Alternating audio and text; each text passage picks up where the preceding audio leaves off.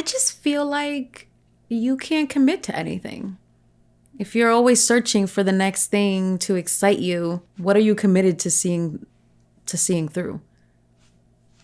So I just be side-eyeing people like that. I'm like, another project? Bitch, if you don't fucking finish this first project. The first 10. Yeah. Like, pick one thing and learn every piece of it. Learn it inside out. Practice it 1,000 times.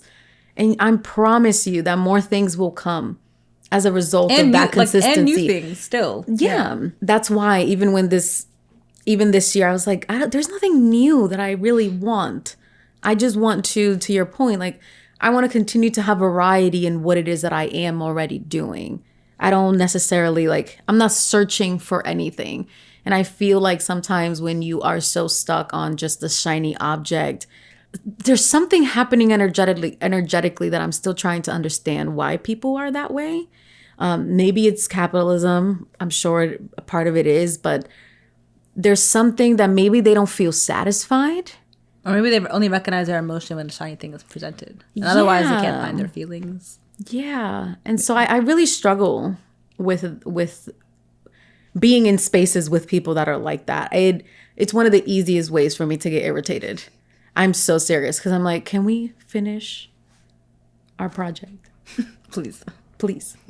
Before we move on to something else. I am a big proponent of let's figure this out and then we can add anything. Yep. But anything shiny, right? Anything shiny? Oh, I'm always down for something shiny. Yeah, that's fine. I love a little gold. I love a little glitter. But something needs substance.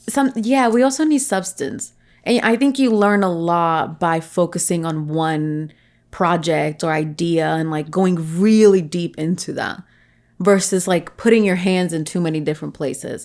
So that's the kindest way that I can. Share how I feel. Kind. That was in my head, the words are not fair. The same. But you found better words. I think. Do you get what I'm saying? I do. I feel the same way. Okay. Yeah. I will paraphrase. I'll tell you my version of it. Please. Well, one, I think we're growing up. Because I'm just thinking about that sounds so sad. I know, but I think about the 26-year-olds. I remember our first Substack, the little story we were sharing about how we made our way to have a podcast. Mm-hmm. It was just so central, everywhere, left and right, dishevelment everywhere. And it's cool. It's because I remember that time. I remember you, I remember me, I remember even this house. I remember the whole thing. And it was vibes, no vibes, I don't know, it was really $1 dream. Truly half $1 in a dream and half a brain cell. Yeah, you know what I'm saying? Yeah, so it's interesting. This is part of why I think archiving is so cool, right? Yeah. To be able to be oh yeah, that was reality for a long time, right? And this is also a reality, right? But this wouldn't feel this good or this sweet. Mm-hmm. This peak would not feel like this peak unless we had the valley, right? Mm-hmm. That's why you need both. I'm always gonna be an advocate. You need a bad time to have a good time. Fact. You gotta have both, because otherwise you're gonna be real spoiled. You're not gonna know what you got. Your head's gonna be too big. Your head's gonna be too big, and you're not gonna notice it. Yeah. You're gonna be this is life. It's no. Again, you're going to want to search for the next thing, which means that when you do eventually crash out, because crash outs are a part of our lives, it's gonna be bad. Yeah. It's gonna be long. That valley will be we'll just keep going. It'll become the long road, mm-hmm. you know? So I'm just, I think we're growing up.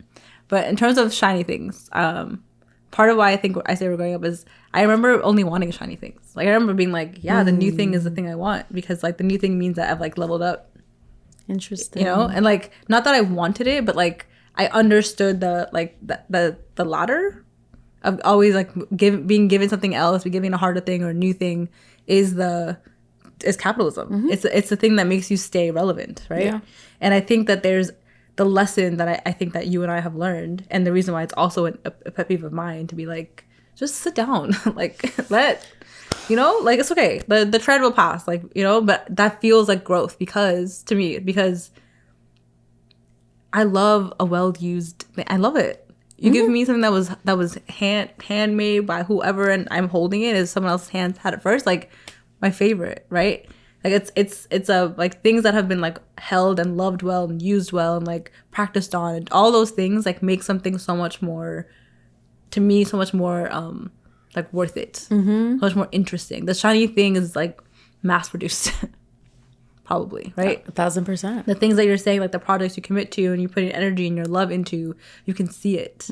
The shiny thing, and the way that I imagine shiny things is like they're pretty for the first like 10 seconds you look at them. Yeah. And they have nothing else to offer besides the like glitter. And it's not sustainable. No. It's not sustainable. No, it's not. And it's not I think it's enjoyable if everything, if your validation and everything else comes externally. So I understand, like, I could see 26-year-old, 25-year-old me being like, yeah, like when I'm giving something new, I'm like, someone thinks I'm valuable, like enough to give me something new or like never touched before or whatever. And that was like, but the lesson was that is not valuable. Like you give me a thing you've loved well is valuable. Like you sharing with me a thing that like you've had with you, and now I get to be my new thing. That is my preferred value, right? Shiny things don't last, and shiny things break fast. Like shiny things don't last and shiny things break fast. That's a poem. That's a fucking word. Yeah. That's a gem right there. It's not built well. It's not gonna last.